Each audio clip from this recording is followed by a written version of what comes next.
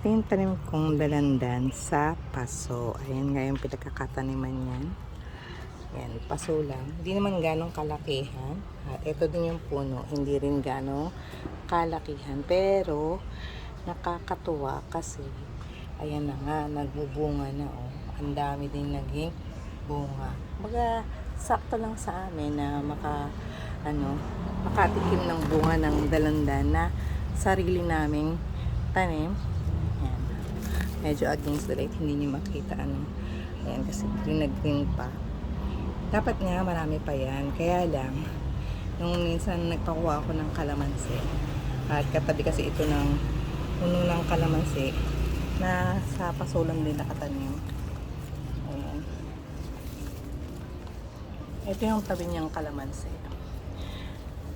Yung kumuha, natuwa siya kasi akala niya ang lalaki ng kalamansi. Kaya ayun, kinuha niya, pinitas niya 5 piraso. Ako, nung makita ko, naku, ba't pinitas mo yan? Dalandan yan, pinapalaki ko pa yan. Ayan. Kaya, marami pa sana to.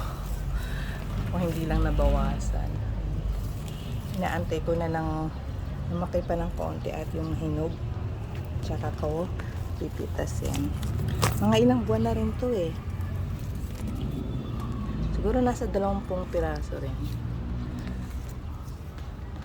Basakto lang naman. Ayan. Diba ang ganda? Kahit sa paso lang nakatanim, magbubunga rin ang ating tanim na dalandan. Talagang tiyaga lang tayo sa pag-aantay at pag-aalaga. Thank you for watching and don't forget to follow, like, and share. Bye!